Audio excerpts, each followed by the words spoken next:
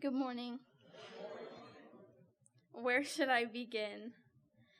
I'm going to start with the definition of patience. Patience is the capacity to accept or tolerate delay, trouble, or suffering without getting upset.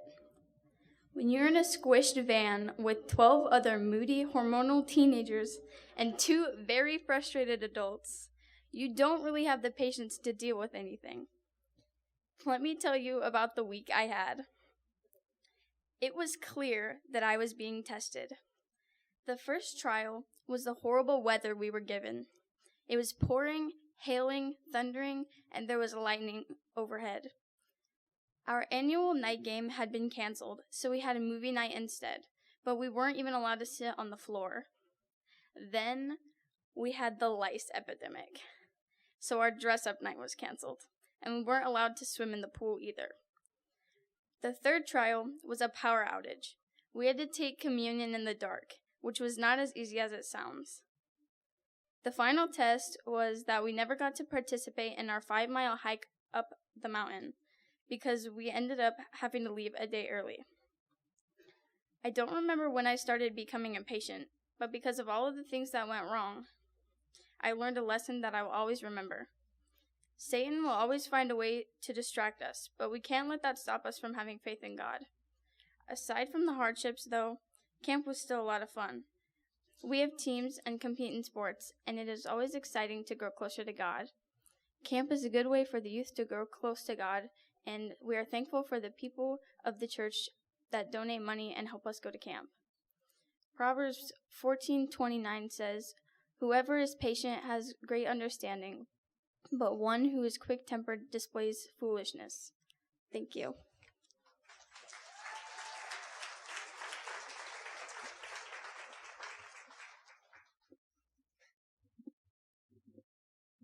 Okay, my name is Kayla, and this is just some of what I learned at camp.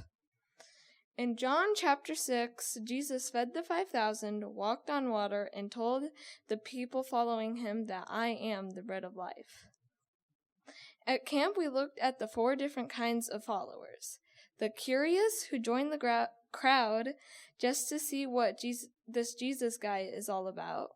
The critical, who question Jesus when he said he is the Son of God who came down from heaven. Asking each other, how can he say he came down from heaven? Is his father not Joseph, who we know? The carnal, who followed Jesus to get stuff. After Jesus fed the 5,000, they wanted to see what else Jesus would give them. And the committed, who believed Jesus is the Son of God and that he came down from heaven.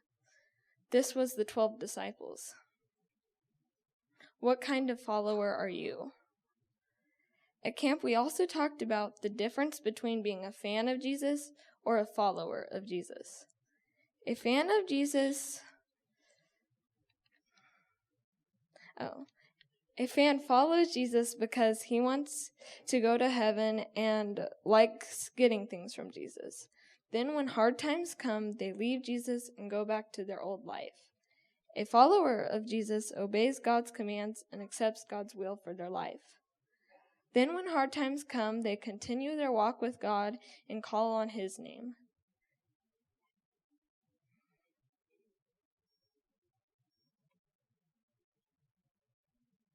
Sorry, I lost my spot.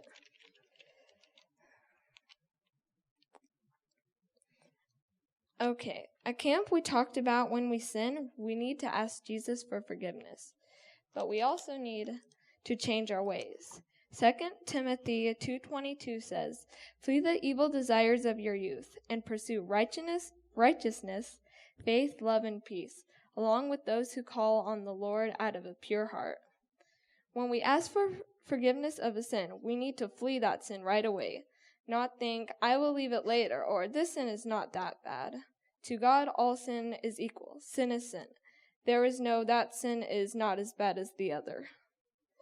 In order to flee sin, we need to pursue righteousness, faith, love, and peace. Each day, we need to work towards righteousness. Flee any sin we can find in ourselves, and leave our old life and become a new person. At camp, we also got into what Jesus did for us. Jesus died the most painful death there ever was and ever will be. When Jesus was punched multiple times, he was flogged.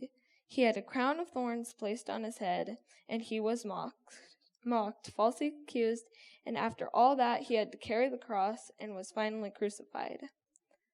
Many people said Jesus was some crazy guy claiming to be the Son of God, but if he was, he would have never died a death like that for nothing.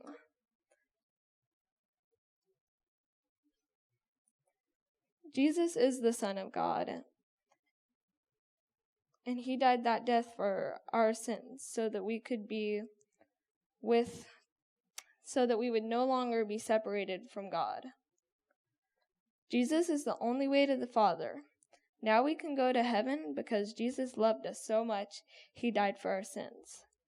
I would like to end my testimony with the memory verse from camp. Rather, speaking the truth in love, we are to grow up every way into him who is the head, that is Christ. Ephesians 4:15.